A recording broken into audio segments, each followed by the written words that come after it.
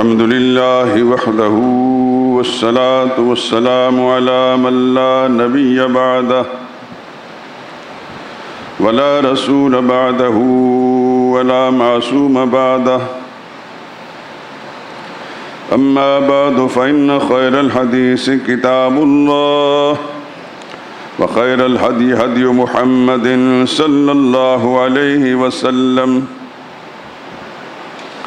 وشر الأمور محدثاتها وكل محدثة بدعة وكل بدعة ضلالة وكل ضلالة في النار.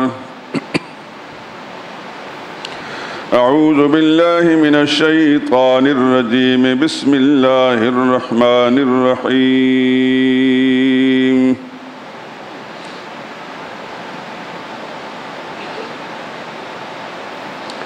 لقد كفر الذين قالوا إن الله هو المسيح ابن مريم قل فمن يملك من الله شيئا إن أراد أن يهلك المسيح ابن مريم وأمه ومن في الأرض جميعا ولله ملك السماوات والأرض وما بينهما يخلق ما يشاء والله على كل شيء قدير.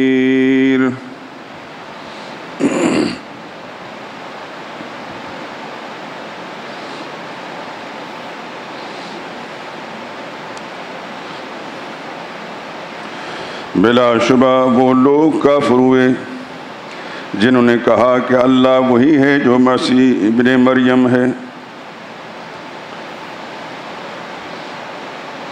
آپ کہہ دیں اگر اللہ عیسیٰ بن مریم کو اور ان کی والدہ کو اور جتنے لوگ زمین میں سب کو ہلاک کرنا چاہے تو اس کے آگے کس کی پیش چل سکتی ہے؟ اور آسمان اور زمین اور جو کچھ ان دونوں کے بیچ میں ہے سب پر اللہ کی بادشاہی ہے. وہ جو چاہتا ہے پیدا کرتا ہے اور اللہ ہی ہر چیز پر قادر ہے. سبحان ربک رب العزت عما یصفون وسلام علی المرسلین والحمد للہ رب العالمین. بے لاگ جس نے بات خدا کی کہی نہیں، بے لاگ جس نے بات خدا کی کہی نہیں، اس کی کوئی بھی بات جہاں میں بنی نہیں.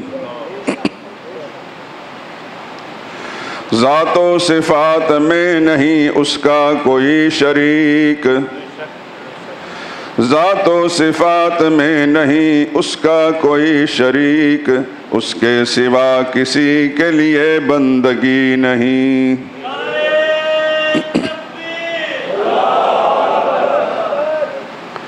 سائل اسی کے در کے ہیں جن و بشر تمام، سائل اسی کے در کے ہیں جن و بشر تمام، اس کے سوا کسی کا سہارا کوئی نہیں.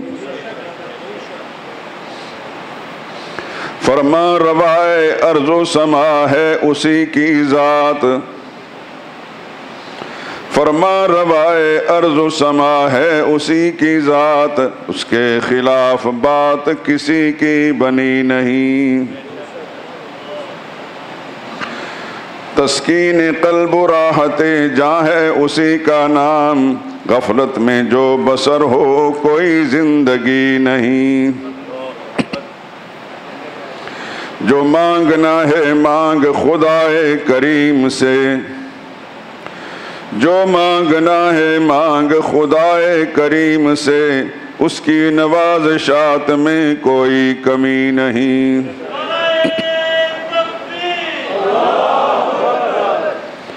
بگڑی نہیں کسی سے بھی اس کی بنی ہوئی، بگڑی نہیں کسی سے بھی اس کی بنی ہوئی، اس نے جو دی بگاڑ وہ بگڑی بنی نہیں. ترک امید کفر سے کچھ کم نہیں ظہور، ترک امید کفر سے کچھ کم نہیں ظہور، اس سے جو نا امید ہوا آدمی نہیں، ذات و صفات میں نہیں اس کا کوئی شریک، اس کے سوا کسی کے لیے بندگی نہیں۔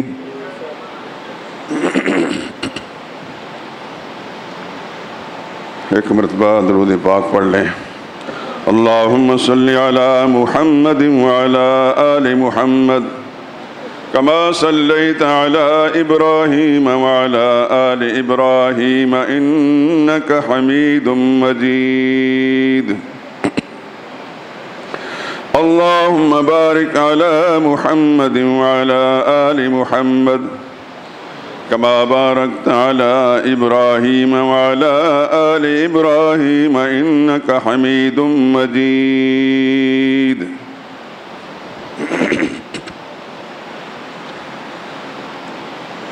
بزرگان محترم، برادران عزیز، آپ سوچتے ہوں گے کہ آج میں نے آیت الکرسی کی تلاوت نہیں کی، بلکہ اس کے برعکس سورہ مائدہ کی آیت نمبر 17 کی تلاوت کی ہے اور اس کا ترجمہ بھی عرض کیا ہے۔ در حقیقت آیت الکرسی میں جو مضمون ہے، جس کی بار بار میں نشاندہی کر چکا ہوں، اسی کی تائید کے طور پر یہ آیت کریمہ میں نے تلاوت کی ہے۔ اگر زندگی رہی تو اس کے بعد دیگر مقامات سے بھی استشہادات کے طور پر قرآنی آیات پیش کی جائیں گی، اور وہ تائید ہوگی آیت الکرسی کے انہی مضامین کی۔ ایک چیز میں آپ حضرات سے ادب سے درخواست کرتا ہوں، پوچھتا ہوں، مجھے یہ اندازہ ہو جائے گا کہ آیت الکرسی میں جو مضمون ہے وہ آپ حضرات نے سمجھا ہے۔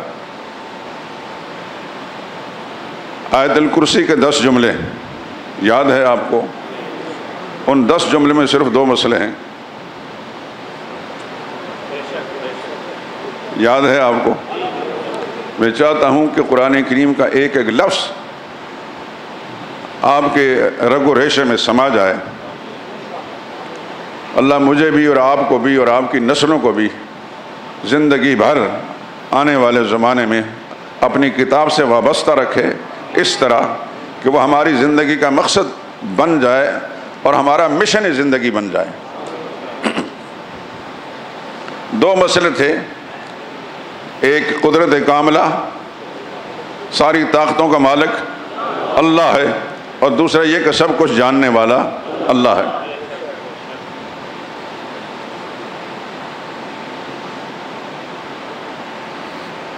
جب قرآن حکیم کی یہ روح سمجھ میں آتی ہے انسان کو، خدا کی قسم اتنی لذت محسوس کرتا ہے انسان اپنی رگ و ریشے میں کہ دنیا کی کوئی نعمت بھی اس کو اچھی نہیں لگتی قرآن کریم کے اس فہم کے مقابلے میں۔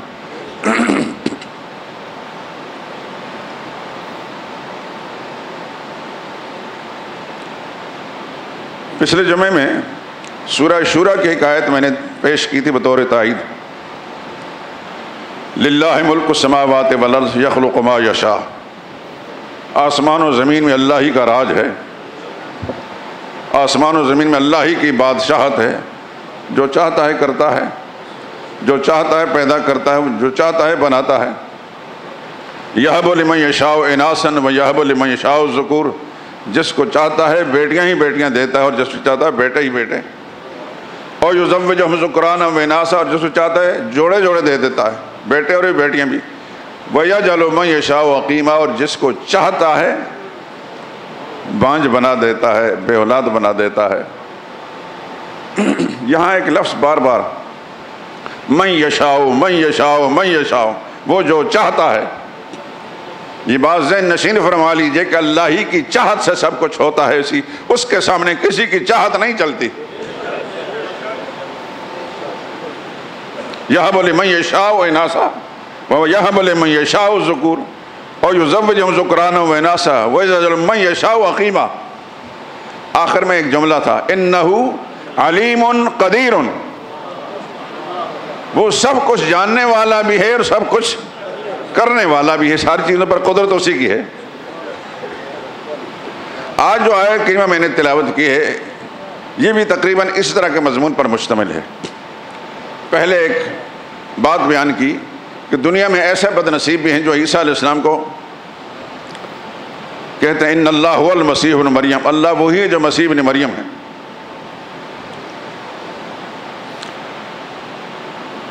یہ یاد رکھیے، خالق کائنات نے اپنے غصے اور غیظ و غضب کا اظہار جس قدر شرک پر کیا ہے قرآن کریم میں، اور کسی بھی گناہ پر نہیں کیا۔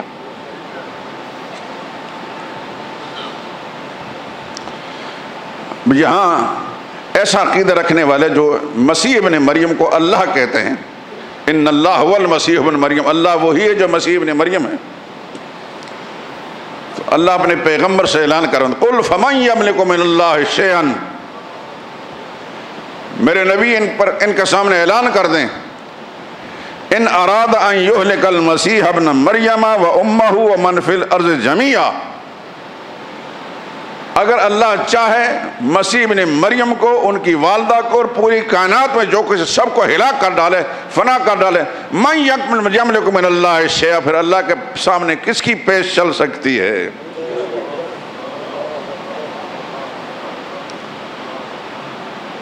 حضرت عیسیٰ علیہ السلام کا اللہ کے نزدیک جو مقام ہے وہ مسلم ہے، اللہ کے عظیم پیغمبر ہیں، کلمت اللہ ہیں، روح اللہ ہیں، اور آج تک مسلمانوں کے عقیدے کے مطابق اللہ نے دوسرے آسمان پر ان کو رکھا ہوا ہے، اور قرب قیامت میں اللہ پاک ان کو زمین پر اتاریں گے۔ یہ مسلمانوں کا متفقہ اور اجماعی عقیدہ ہے، اور دجال انہی کے ہاتھ سے قتل ہوگا۔ اس وقت جو پوری دنیا میں دجالی فتنہ ہے جس کی تفصیل میں جانے کی ضرورت نہیں، یہ فتنہ آگے سے آگے بڑھ رہا ہے، لیکن یہ اپنے مقتل کی طرف، اپنے ہلاک کی طرف بڑھ رہے ہیں۔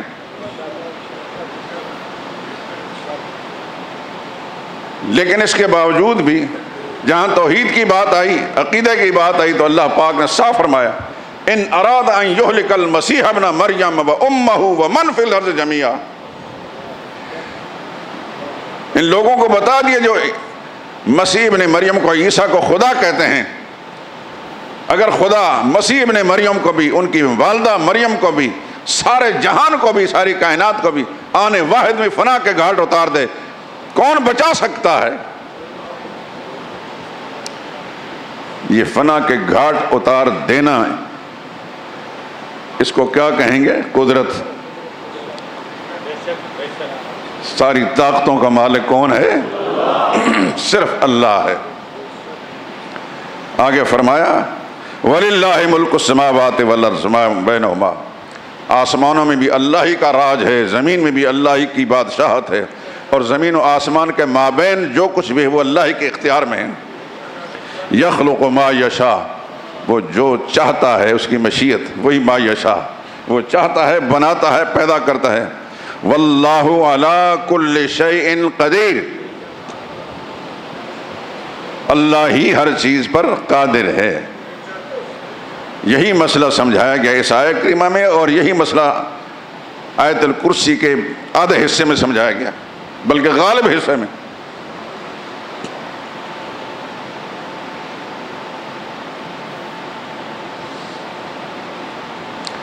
اب یہ تھوڑا سا اپنے ذہن اس طرح منتقل کیجئے، جو لوگ اللہ کے سوا کسی کو نفع اور نقصان کا مالک سمجھ کر ان سے کچھ مانگتے ہیں، خواہ کوئی اولاد مانگے، کوئی شفا مانگے، کوئی دولت مانگے، تو ان کا کیا عقیدہ ہوتا ہے کہ ان کو کچھ اختیار ہے؟ بات سمجھ میں آ رہی کہ نہیں آ رہی؟ آپ اپنی زبان سے اظہار کریں، ریکارڈ ہو جائے گا خدا کی بارگاہ میں۔ جو اللہ کے سوا کسی اور سے اولاد مانگتے ہیں، ان کو کیا سمجھتے ہیں کہ ان کے پاس اولاد دینے کا اختیار ہے، اولاد دینے کی قدرت ہے۔ جو شفا مانگتے ہیں وہ کیا سمجھتے ہیں کہ ان کو شفا دینے کی قدرت ہے. جو مال مانگتے ہیں، جو غیر اللہ کے نام کی نیازیں دیتے ہیں کہ ہماری بھینسیں بیماری سے بچ جائیں، 11ویں کا دودھ دیتے ہیں بیماری سے بچ جائیں، نقصان سے بچ جائیں، ان کا عقیدہ کیا ہوتا ہے کہ نقصان سے بچانا، بیماری سے بچانے کا اختیار ان ہستی کے پاس ہے جن کے نام کی نیازیں دیتے ہیں. قرآن کیا بتاتا ہے کہ سارے اختیارات کس کے پاس ہیں؟ اللہ ہی کے پاس ہیں. جن ہستی کی 11ویں دی جاتی ہے، جس شخصیت کی 11ویں دی جاتی، جانتے ہیں آپ؟ بہت بڑے اللہ کا ولی، بہت بڑے ولی،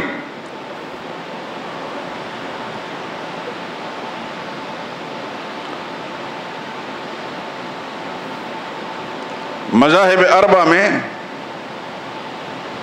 وہ امام احمد بن حنبل کے عقیدے پر، مذہب پر تھے، حنبلی تھے. حضرت شیخ عبد القادر جیلانی جو عرف عام میں 11ویں والے پیر، بڑے پیر، وہ حنبلی تھے. ان کی کتاب غنیت الطالبین آپ کے پاس ہوگی، جگہ جگہ اس کے اندر قال امامنا احمد، قال امامنا احمد، ہمارے امام احمد نے یہ فرمایا، ہمارے امام احمد نے یہ فرمایا. احمد بن حنبل حنبلی تھے، لیکن دنیا بھر کا سارے مسلمانوں کا اجماع ہے کہ بہت بڑے ولی اللہ تھے. ہمارا بھی ایمان اور عقیدہ ہے کہ شیخ عبد القادر جیلانی بہت بڑے ولی اللہ تھے. ایک حنبلی عالم نے، ابن رجب نام ہے ان کا، انہوں نے طبقات الحنابلہ ایک کتاب لکھی ہے. اس کتاب کے اندر شیخ عبد القادر جیلانی رحمۃ اللہ تعالیٰ علیہ کا تذکرہ کرتے وقت انہوں نے لکھا ہے کہ ان کی ولایت پر اجماع ہے امت کا. وہ کتاب میرے پاس ہے، میں نے دیکھی، یہ اس وجہ سے آپ کے سامنے نقل کرتا ہوں. شیخ عبد القادر جیلانی کی ولایت اور بزرگی پر اور مقبول عند اللہ ہونے پر اجماع امت ہے، اس میں کوئی شک نہیں. مگر شیخ عبد القادر جیلانی اس وقت کہاں ہیں؟ سوچ کر بولیے اور اس کو عقیدہ بنا لیجئے. اس دنیا میں ہیں؟ کسی نے بتایا کہ شیخ عبد القادر جیلانی اس دنیا میں ہیں؟ اللہ اکبر، 6 صدی ہجری میں گزرے ہیں، اب 15ویں صدی چل رہی ہے. 6 صدی ہجری میں گزرے ہیں اور اللہ کے پاس پہنچ گئے. اللہ نے بلایا تو، اللہ نے بھیجا تو دنیا میں آئے، اور اللہ نے بلایا تو واپس چلے گئے. میں اور آپ اللہ کے بھیجنے سے اس دنیا میں آئے ہیں، اور اللہ جب بلائے گا واپس چلے جائیں گے. وہ روک سکتا ہے؟ ایک پل نہیں لگے گا، ایک پل. لا یستاخرون ساعۃ ولا یستقدمون، نہ آگے ہو سکتے ہیں نہ پیچھے ہو سکتے ہیں.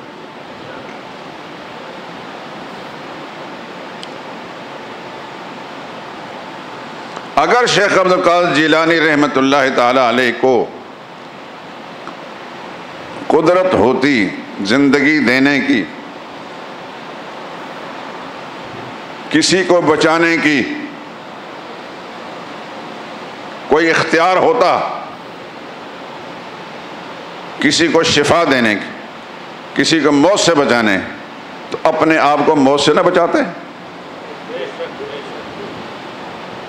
سمجھ آ رہی بات نہیں؟ یہ بتائیے، میں اور آپ، دنیا کا ہر انسان، ہم چاہتے ہیں کہ ہمیں فائدے ہی فائدے ملے، نقصان کوئی نہ ملے. مالی نقصان نہ ہو، ہمارے گھر کا کوئی فرد بیمار نہ ہو، بچہ بیمار نہ ہو، بچے کی ٹانگ نہ ٹوٹے، اس کی آنکھ خراب نہ ہو، وغیرہ ذالک. جتنے نقصانات ہیں سب کے بارے میں ہمارا یہ عقیدہ ہے کہ ہمارا گھرانہ بچا رہے. بلکہ ہم یہ بھی چاہتے ہیں کہ ہمارے احباب، ہمارے دوست، ہمارے رشتہ دار بھی بچے رہیں، ہے کہ نہیں؟ لیکن جتنے نقصانات بھی ہیں ان نقصانات میں سے سب سے بڑا نقصان موت ہے۔ سمجھ میں آ رہی کہ نہیں آ رہی؟ بیماری آتی ہے، بیماری ہٹ بھی جاتی ہے، چلی جاتی ہے، لیکن جب موت آتی ہے تو پھر وہ ٹلتی نہیں۔ ہم میں سے ہر شخص چاہتا ہے کہ مجھے بھی اور میرے عزیزوں کو، متعلقین کو کوئی نقصان نہ پہنچے۔ تمام نقصانات میں سب سے بڑا نقصان موت ہے۔ موت کو کوئی روک سکتا ہے؟ سیدنا شیخ عبد القادر جیلانی، خدا کی ارب ہا رحمتیں نازل ہوں ان پر، وہ اپنے زمانے کے بہت بڑے موحد تھے۔ انہیں طالبین پڑھیں تو پتہ چلتا ہے۔ وہ تو یہاں تک لکھتے ہیں اس میں کہ جس راستے پر بدعت آ رہا ہے وہ راستہ چھوڑ دیں آپ۔ میں تفصیلات میں نہیں جاؤں گا، وہ تو اتنے بڑے موحد اور متبع سنت ہیں، اللہ کے مقبول بندے ہیں، لیکن موت کو روکنے اور ٹوکنے کا اختیار اللہ نے ان کو نہیں دیا تھا۔ سارے اختیارات کس کے پاس ہیں؟ صرف اللہ کے پاس ہیں۔ یہی بات میں سمجھا رہا ہوں، یہی بات قرآن کریم کے ذریعے۔ علی کل شیء قدیر کون ہے؟ صرف اللہ۔ دلوں کے بھید جاننے والا کون ہے؟ علیم بذات الصدور بھی ہے، علی کل شیء قدیر بھی اللہ ہے۔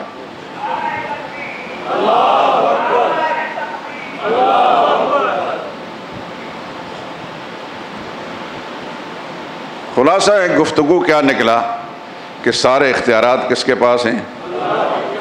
قل اللہم مالک الملک،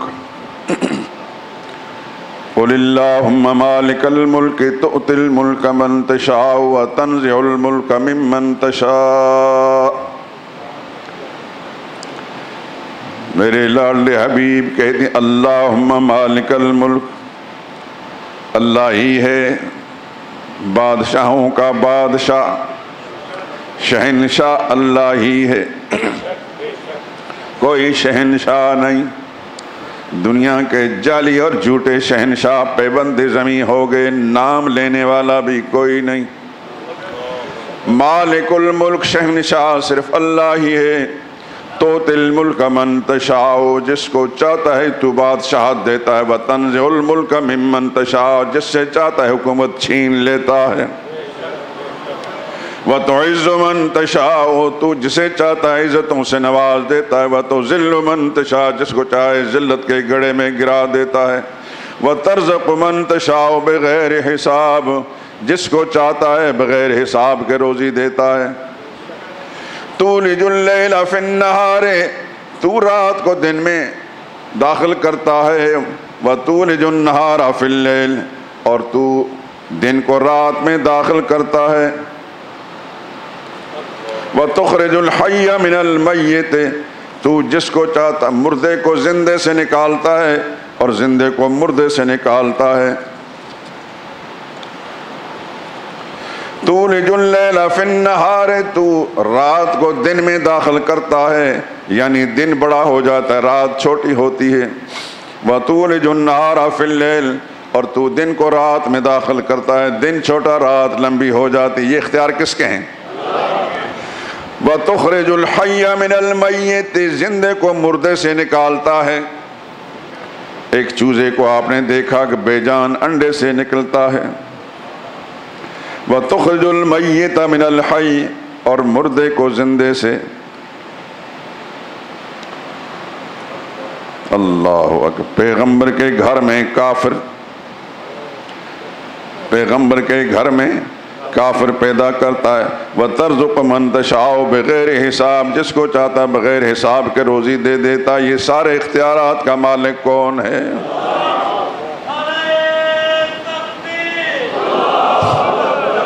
وَإِن يَمْسَسْكَ اللَّهُ بِضُرٍّ فَلَا كَاشِفَ لَهُ إِلَّا هُوَ، اللہ تمہیں کوئی تکلیف پہنچانا چاہیں تو اللہ کے سوا ان تکلیف کو ہٹانے والا کوئی نہیں۔ وَإِن يَمْسَسْكَ بِخَيْرٍ، اگر اللہ تمہیں راحت دینا چاہیں، خیر دینا چاہیں، فَهُوَ عَلَىٰ كُلِّ شَيْءٍ قَدِيرٌ، وہ ہر چیز پر قادر ہے۔ میں اس لیے بار بار آپ حضرات سے درخواست کرتا ہوں کہ قرآن کریم کو اپنی زندگی کا مشن بنا لیجیے۔ جب تک ہم زندہ ہیں ہمارا پیٹ روٹی مانگتا ہے، جسم کپڑے مانگتا ہے، علاج مانگتا ہے، گھر کی ضروریات ہیں، اس کے لیے جد و جہد کرنی ہے، کرتا ہے ہر انسان۔ لیکن یہ دنیا کا مال، دنیا کی راحتیں، یہ ہمارا مقصد نہیں۔ یاد ہے میری بات؟ یہ دنیا کا کاروبار، یہ نوکری، یہ عہدہ، یہ ساری چیزیں ہمارا مقصد نہیں، ہماری ضرورت ہے۔ یہ دنیا کی چیزیں ساری کی ساری ہماری ضرورت ہے، مقصد اللہ کی ذات ہے، اس کی رضا ہے۔ مقصد صرف اللہ کا حکم پورا کرنا ہے۔ اسی نے اس دنیا میں بھیجا ہے، ہمارے مطالبے کے بغیر ہمیں زندگی دی، ہمارے مطالبے کے بغیر ہمیں آنکھیں دی، دیکھتے ہیں کہ نہیں دیکھتے؟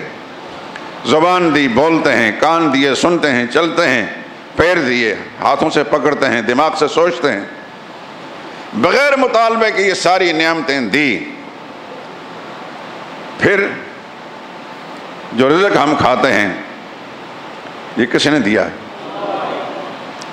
ان اللہ هو الرزاق ذو القوة المتین وما خلقت الجن والانس الا لیعبدون، میں نے جن اور انسانوں کو صرف اپنی بندگی کے لیے پیدا کی۔ ما اريد منهم من رزق، میں ان سے روزی کموانا نہیں چاہتا۔ ما اريد ان يطعمون، میں نہیں چاہتا کہ مجھے کھلائیں۔ ان اللہ هو الرزاق ذو القوة المتین، ساری کائنات کی ہر جاندار کو رزق پہنچانے والا اللہ۔ ماں کے پیٹ میں بھی اللہ ہی نے ہمیں رزق دیا، بغیر مطالبے کے دیا۔ ہم بول نہیں سکتے تھے، ہماری ماؤں کو بھی پتہ نہیں تھا کہ ہمارا بچہ جو پیٹ کے اندر ہے پل رہا ہے کہ نہیں پل رہا، کس طرح پل رہا ہے۔ اس دنیا میں بھیج کر ماں کے پیٹ میں رزق کا جو ذریعہ تھا وہ ختم کرنے کے بعد دنیا کے اندر آتے ہی اللہ نے ماں کی چھاتیوں میں رزق ہمارا پیدا فرما کر ہمیں رزق دینا شروع کر دیا، دودھ کی نہریں جاری کر دی۔ ایک عرصے تک اس پر پلتے رہے، پھر اس کے بعد جب بڑے ہوئے پھر مائیں ایک ایک چھوٹے چھوٹے لقمے ہمارے منہ میں ڈالتی رہیں، اس سے پلتے رہے۔ ایک وقت آیا جب جوان ہوئے تو بڑی بڑی روٹیاں کھا جاتے۔ یہ سارے رزق کا انتظام کون کر رہا ہے؟ اللہ اکبر۔ اس کے مطلب سارے اختیارات کا مالک اللہ ہی ہے۔ ہمیں اللہ نے صرف دنیا کے لیے نہیں بنایا، اس بات کو سمجھیے۔ مجھے اور آپ کو اور ہر انسان کو اللہ نے اس دنیا کے لیے نہیں بنایا کہ اپنی ساری توجہ اس دنیا پر مرکوز کر دیں۔ اللہ نے اپنی مرضی پر چلنے کے لیے بنایا ہے۔ اللہ نے ہماری ضرورتوں کا انتظام ہمارے پیدا ہونے سے ہزاروں سال پہلے کر دیا تھا۔ ہم کیا ہیں؟ اللہ کی لا تعداد مخلوق، ان گنت مخلوق سمندروں کے اندر پل رہی ہے۔ بتائیے وہ شمار میں نہیں آ رہی، ان کی کون سی دکانیں ہیں، کون سے پلازے ہیں، کون سی ان کی نوکریاں ہیں، کون سے ان کے پاس عہدے ہیں۔ انسانوں سے زیادہ رزق کی ان کو ضرورت ہے۔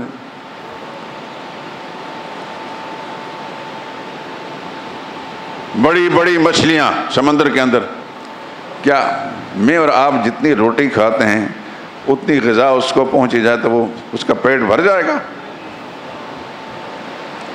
شاید میں انہی مجالس میں ایک قصہ سنا چکا ہوں۔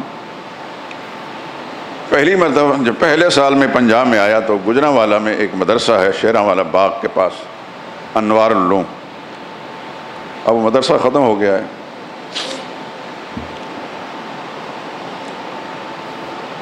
پہلے سال اس میں داخل ہوا تو وہاں ایک کتاب میں نے پڑھی تھی۔ وہ کتاب عربی ادب سکھانے کے لیے، عربی زبان سکھانے کے لیے پڑھائی جاتی ہے۔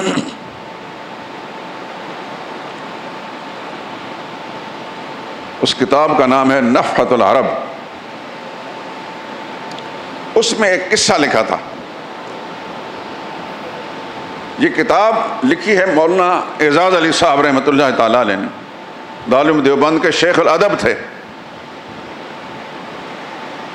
بڑی مشہور شخصیت.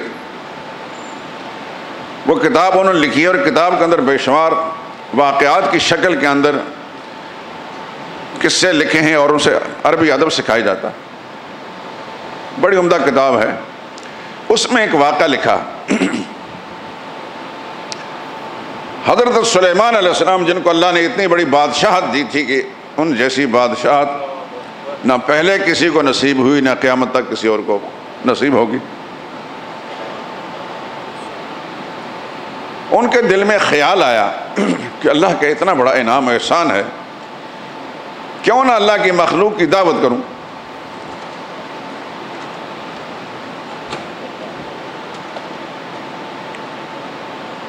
سیدنا سلیمان علیہ السلام نے بارگاہ الہی میں التجا کی، یا اللہ میں ایک مرتبہ آپ کی مخلوق کی دعوت کرنا چاہتا ہوں. جو تیرے انعامات و احسانات مجھ پر ہیں اس کے شکریہ کے طور پر.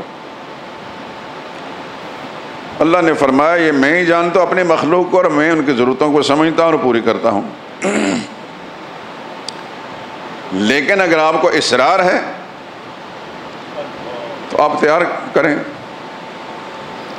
سلیمان علیہ السلام آپ جانتے ہیں کہ انسانوں کے علاوہ جنات بھی ان کے تابع تھے، اور ایک ایک جن اتنا کام کر دیتا ہے کہ 10 انسان اتنا کام نہیں کر سکتے. جنات کو بھی لگایا، کھانا تیار کیا گیا، میلوں کی مسافت پر دسترخوان لگ گئے. جو کچھ بھی اس زمانے کے لحاظ سے سلیمان علیہ السلام نے سمجھا، خدا کے پیغمبر تھے، عظیم پیغمبر، پیغمبر ابن پیغمبر، سیدنا داؤد علیہ السلام کے بیٹے تھے. داؤد علیہ السلام بھی بادشاہ تھے اور بیٹے بھی بادشاہ. اب کھانا تیار ہو گیا جتنا بھی ہوا، پھر بارگاہ الہی میں التجا کی، یا اللہ اپنی مخلوق کو آپ ہی حکم دے دیں کہ میرے بندے سلیمان نے آپ کا کھانا تیار کیا، آپ جائیں. یہ اس کتاب میں واقعہ لکھا ہے، میں نے اس کے علاوہ کسی اور کتاب میں نہیں پڑھا. اللہ نے حکم دیا، قریب ہی جو سمندر تھا اس میں ایک مچھلی تھی، اور وہ بھی پوری نہیں تھی، ایک حصہ اس کا کٹا ہوا تھا. یہ اللہ کی حکمت تھی، اللہ ہی جانتے تھے. اللہ تعالیٰ یہ سبق دینا چاہتے تھے کہ رزاق خالق بھی وہی ہے، رازق بھی وہی ہے. نہ کوئی اور خالق ہے نہ کوئی اور رازق ہے، نہ بن سکتا ہے. اس مچھلی کو حکم دیا کہ سلیمان پیغمبر نے آپ کی دعوت کی ہے، جائیں. کس طرح آئی وہ مچھلی، اس تفصیل میں جانے کی ضرورت نہیں. مچھلی آئی اور جو کچھ بھی مہینے لگا کر کھانے تیار کیے تھے اور جن و انسان نے تیار کیے تھے، میلوں کی مسافت پر سب کچھ کو ہڑپ کر گئی. اور پھر کہنے لگی جو زبان اللہ نے اس کو دی تھی کہ پیٹ نہیں بھرا اور چاہیے.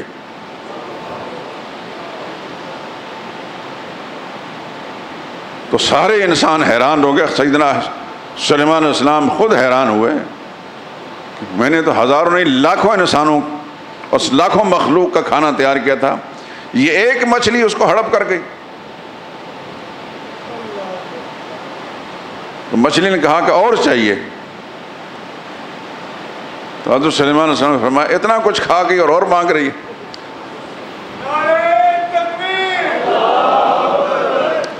اللہ نے اس کو قوت گویائی عطا فرمائی کہ گھر میں مہمان کو بلا کر یہ جواب نہیں دیا کرتے.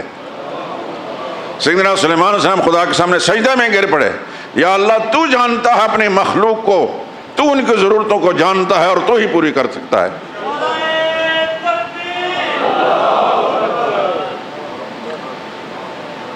تو کچھ اندازہ کر سکتے ہیں کہ سمندروں میں کتنی مخلوق ہے، کچھ اندازہ نہیں کر سکتے. فضاؤں میں کتنی مخلوق ہے، کچھ اندازہ نہیں ہے. حشرات الارض، زمین پر رینگنے والے کیڑے مکوڑے اور دوسری چیزیں کتنی ہیں، کچھ اندازہ نہیں کر سکتے. ان کے کون سی دکانیں ہیں اور کون سے پلازے ہیں، ان کے کون سی زمینیں ہیں اور کون سے مربع ہیں. خدا نے بنایا ہے، خدا جانتا ہے، ان کی ضرورتیں بھی پوری کر رہا ہے. اللہ ہی ہے، رزاق ہے. میرے دوستو، یہ بتانا چاہتا ہوں کہ میرا اور آپ کو اور ہماری نسلوں کا رزاق بھی اللہ ہے، لیکن اللہ نے ہمیں اس مقصد کے لیے نہیں بنایا. یہ ہماری ضرورتیں ہیں، یہ مقصد نہیں. مقصد ہمارا خدا کی رضا ہے. جس نے بھیجا ہے، جس کی طرف سے آئے ہیں، واپس اسی کے پاس چلے جائیں گے. وَلَقَدْ جِئْتُمُونَا فُرَادَىٰ كَمَا خَلَقْنَاكُمْ أَوَّلَ مَرَّةٍ، پہلی مرتبہ جو ہم نے تمہیں پیدا کیا تھا، تم واپس ہمارے پاس آؤ گے. یہ آج کا بھٹکا ہوا انسان بھول چکا ہے اپنی زندگی کا مقصد کو اور ضرورت کو کا فرق بھول چکا ہے. جو مقصد تھا اس کو تو سرے سے فراموش کر دیا، ضرورت کا مقصد بنا لیا. اور جب ضرورت کا مقصد بنایا وہ بھی پورا نہیں ہوتا، اس کے پیچھے بھاگ رہا ہے.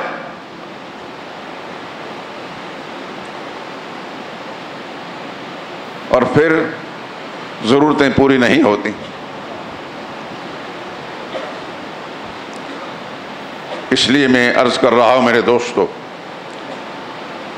دنیا کا کاروبار کیجئے،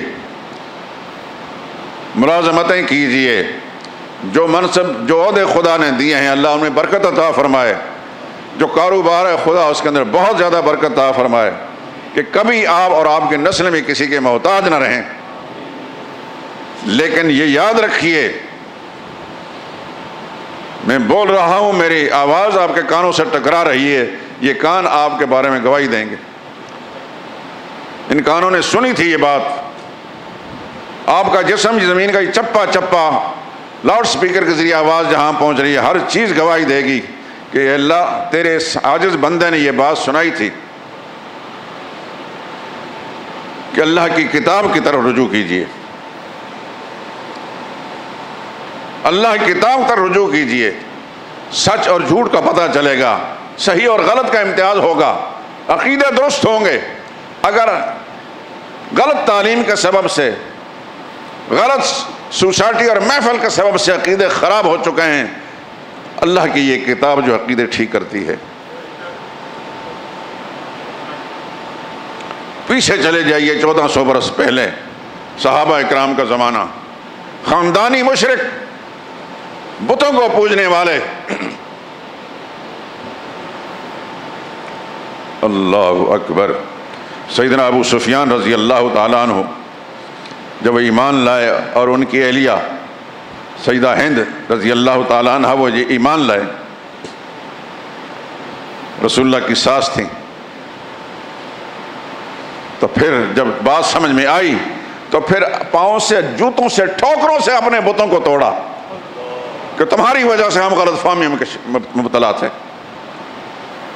ٹھوکریں مار مار کے انہیں ٹکڑے ٹکڑے کر دیے.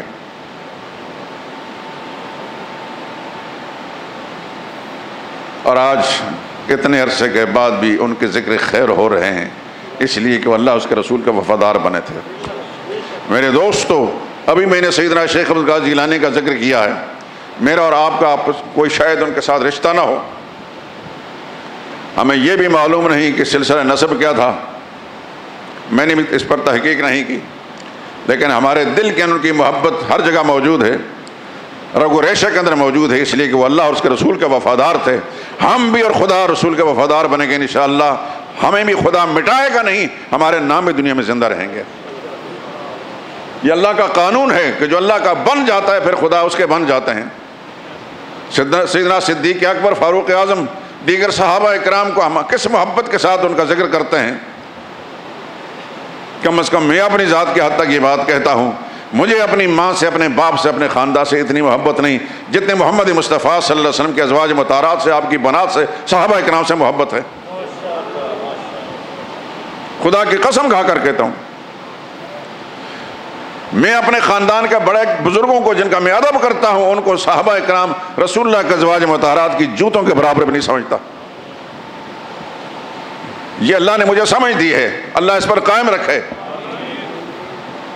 اگر اللہ نے ان کو نہیں مٹایا میرے دوستوں، میں اور آپ بھی اگر خدا کے وفادار بن جائے گا اللہ ہمیں بھی نہیں مٹنے دے گا.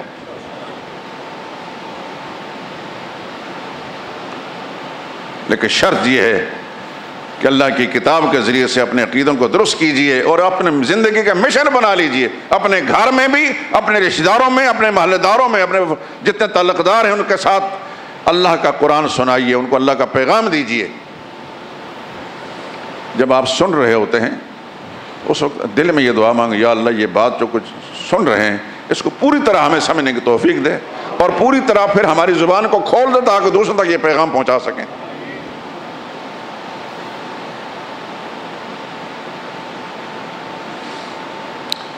شروع میں نے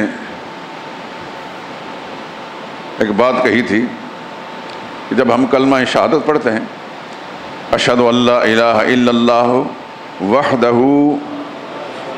لا شریک لہ، میں گواہی دیتا ہوں اس بات کی کہ اللہ کے سوا کوئی الہ نہیں، اللہ ہی الہ ہے، اکیلا ہی الہ ہے، لا شریک لہ، اس کا کوئی شریک نہیں. تو پھر میری یہ بات بتائی تھی کہ اللہ کی ذات واحد ہے، لا شریک ہے، اس کا کوئی شریک ذات میں بھی نہیں، صفات میں بھی نہیں، حقوق میں بھی نہیں اور اختیارات میں بھی نہیں. یہ اختیار کی بات میں سنا رہا ہوں. سارے اختیارات کس کے ہیں؟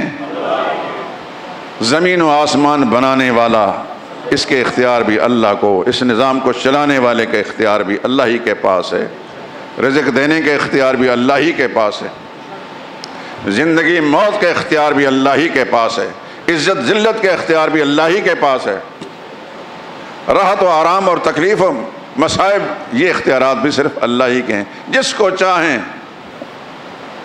صحت سے نواز، جس کو چاہیں بیماریوں میں ڈال دیں. یہ اختیار کس کا ہے؟ اللہ ہی کے اختیار ہے. جب آپ کلمہ شہادت پڑھیں یا کسی کو پڑھائیں تو اس وقت وحدہ لا شریک لہ میں یہ سوچ کر وحدہ اکیلا ہے، اکیلا ہے، اپنی ذات میں بھی اکیلا ہے، صفات میں بھی اکیلا ہے، اختیارات میں بھی اکیلا ہے، حقوق میں بھی اکیلا ہے. لا شریک لہ، اس کا شریک کوئی نہیں، ذات میں بھی کوئی شریک نہیں، صفات میں بھی کوئی شریک نہیں، حقوق میں بھی کوئی شریک نہیں، اختیارات میں بھی کوئی شریک نہیں. صرف الفاظ کو رٹ لینا زبان سے لیکن اس کو نہ سمجھنا، اپنا عقیدہ اس کے مطابق نہ بنانا، یہ کوئی معیار نہیں. اللہ سے دعا کریں کہ ہمارے یہ مولوی صاحبان جو جمعے کے روز لوگوں کے ایک ایک گھنٹہ جو ہے لیتے ہیں، لوگوں کا وقت ضائع نہ کریں، خدا کا قرآن ان کے دل و دماغ میں اتار دیں. مجھے بڑی تکلیف ہے ان سے، اور نہیں، صرف اتنی تکلیف ہے کہ قوم کا کیوں وقت ضائع کرتے ہیں. مسلمان اپنا کاروبار چھوڑ کر، گھر بار چھوڑ کر ان کے پاس آتے ہیں، مسجد میں جائیں گے خدا کا دین سنایا، وہ ادھر ادھر کی باتیں قصے کہانیاں تو سنیں گے، اللہ کا قرآن جو ہے اس کے اندر نہیں ہوگا. عقیدہ بنیاد ہے سارے اسلام کی. نماز کی قبولیت عقیدے پر مبنی ہے، روزے کی قبولیت عقیدے پر ہے، حج کی قبولیت عقیدے پر ہے، زکوٰۃ صدقات کی قبولیت عقیدے پر ہے. عقیدہ ٹھیک نہیں تو سب کچھ بیکار ہے. نبیوں نے عقیدے پر محنت کی،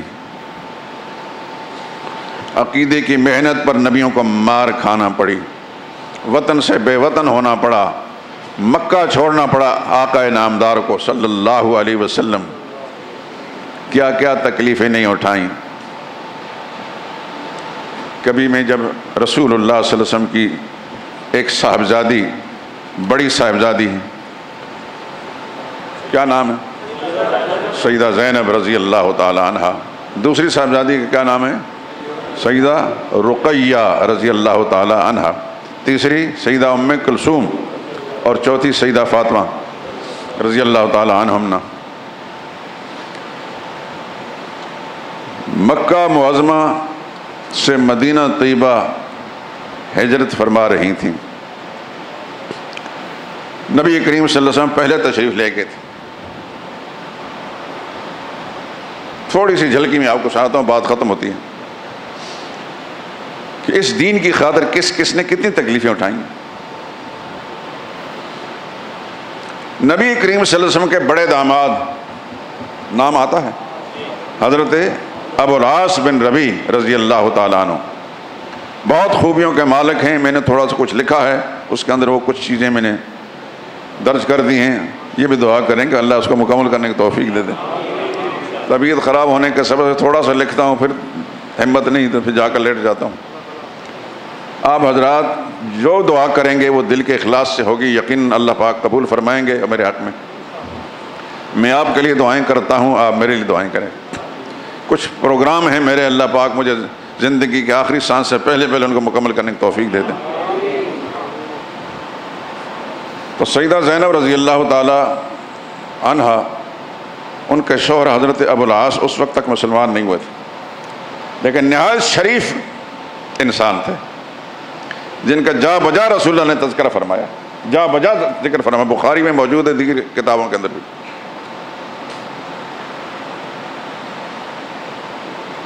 شروع میں حضور صلی اللہ علیہ وسلم کے ساتھ ہجرت نہیں کی.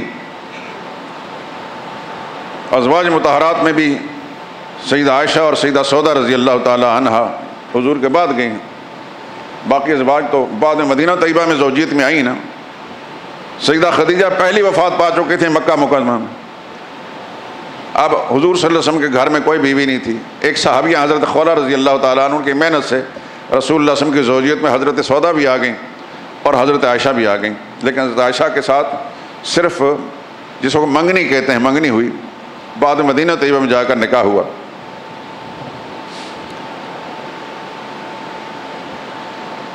رسول اللہ صلی اللہ علیہ وسلم نے پیغام بھیجا ابو العاص بن ربیع کے ذریعے سے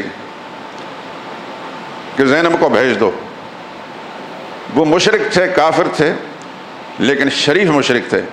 انہوں نے حکم کی تعمیل کی، حضرت زینب کو بھیج دیا اپنے بھائی کے ساتھ. سیدہ زینب ایک سواری پر سوار تھیں اور وہ آگے مہار پکڑ کے چل رہے تھے. مشرکین مکہ کو جب پتہ چلا کہ محمد کی بیٹی اس طرح جا رہی ہے، اس سے پہلے مشرکین کو بدر کے معرکے میں بہت بڑی ذلت اٹھانی پڑی تھی اور وہ آگ جل رہی تھی ان کے سینوں میں. ان کے چند سر پھرے نوجوان بھاگے اور رسول اللہ صلی اللہ علیہ وسلم کی صاحبزادی جہاں سے جا رہی تھیں انہوں نے دور سے تیر پھینکے. اس زمانے کے ہتھیار اس طرح تھے. وہ تیر جانور کو تو نہ لگا، سیدہ زینب رضی اللہ تعالی عنہ کو لگا اور وہ جانور سے گر پڑی اور بہت سا خون ان کے جسم سے نکل گیا. کتابوں میں آتا ہے کہ حمل تھا، حمل بھی ساقط ہو گیا. ان کے جو دیور ساتھ جا رہے تھے انہوں نے جب دیکھا ان کی حالت کو تو وہ بفر گئے. ان کے پاس تیر تھا. ان غنڈے بدماش جو تھے مشرکین کے، ان پر انہوں نے تیر برسایا. انہیں خبردار آ گیا ہے تو میں تمہیں چھلنی کر دوں گا. خیر وہ بھاگے، دفع ہوئے، لیکن سیدہ زینب زخمی ہو گئی تھی. اسی اثناء میں قریش کے لیڈر ابو سفیان رضی اللہ تعالیٰ اس وقت مسلمان نہیں ہوئے تھے لیکن بڑے دانا انسان تھے. وہ پہنچے، سیدہ زینب کے جو دیور تھے ان سے بات کی کہ بھائی بات یہ ہے اس قوم کو بڑی ہزیمت اٹھانی پڑی ہے، بڑی زخم انہوں نے کھائے ہیں، تو اس طرح دن دہاڑے نہ لے جائیں آپ. میں آپ کو یہ مشورہ دیتا ہوں اس وقت واپس چلے جائیں زینب، اور پھر کسی موقع پر جب ان کا شور شرابہ اور ہنگامہ ختم ہو تو پھر لے جائیں ان کو. چنانچہ انہوں نے ایسا ہی کیا اور پھر کچھ دنوں کے بعد سیدہ زینب رضی اللہ تعالی عنہ کو وہ لے گئے مدینہ طیبہ. لیکن سیدہ زینب زخمی حالت میں تھی اور بالآخر ان زخموں کی تاب نہ لا کر وہ اللہ کو پیاری ہو گئیں. ان کے بارے میں علامہ ابن کثیر نے بھی لکھا اور دیگر بعض مورخین نے، محدثین لکھے ماتت شہیدتاً، رسول اللہ صلی اللہ علیہ وسلم کی صاحبزادیوں میں شہادت کا رتبہ انہوں نے حاصل کیا.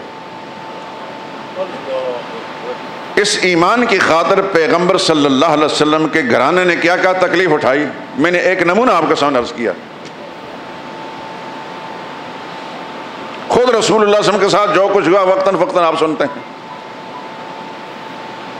نہ اقتدار مانگا تھا، نہ مال مانگا تھا، صرف عقیدہ کی بات کر رہے تھے کہ لوگوں تمہاری بچت اسی میں، عقیدہ ٹھیک کر لو.